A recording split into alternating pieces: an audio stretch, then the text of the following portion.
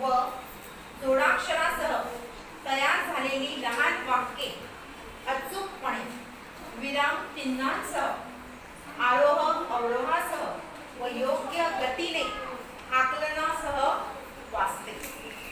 स्तर 8वा आहे क्षेत्र वाचन आहे। त्याने आईला हिशोब दिला, उरलेले पैसे मोजून दिले।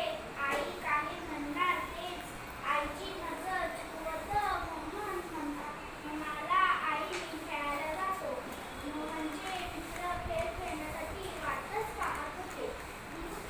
सर्वजण खेळात रमले, पण त्याचे मन खेळात रमेना।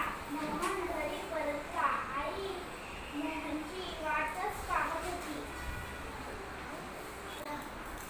अपेक्षित अध्ययन क्षमतामध्ये त्या मुलीने परिचित मजकुरातील 2 ते 3 सोप्या शब्दांनी व जोडाक्षरासह तयार झालेली लहान वाक्य अचूकपणे विरामचिन्हांसह आणि आरोह अवरोहासह आणि योग्य गतीने वाचलेली आहे। आता तिने आकलनासह वाचलेली आहेत की नाही ते आपण बघूया। आकलनासह वाचलेला आहे किंवा नाही ते आपण प्रत्यक्ष बघूया। इकडे बघ, तू आता जे वाचलं ना त्याच्यावरच मी तुला प्रश्न विचारणार आहे। आईला हिशेब कोणी दिला? आईला हिशोब मोहनने दिला। व्हेरी गुड, छान।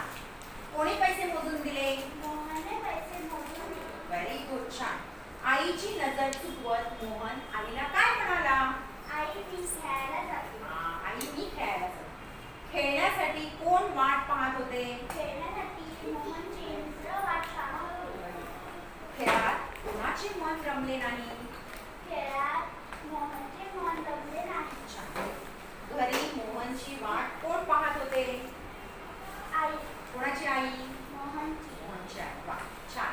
आता 8वा स्तर, 8व्या स्तरामध्ये जी अपेक्षित अध्ययन क्षमता होती तिची पूर्णपणे विकसित झालेली आहे। म्हणजे अशी परीक्षेत दिल्यानंतर मी जेव्हा तिला प्रश्न विचारेल तेव्हा त्या प्रश्नांची उत्तरं कशी द्यायची ते तिला समजलेलं आहे। म्हणजे ही अध्ययन अपेक्षित क्षमता तिच्यामध्ये पूर्णपणे विकसित झालेली आहे। छान उत्तरं दिली, छान प्रतिसाद दिला म्हणून तुला माझ्याकडून व्हेरी गुड।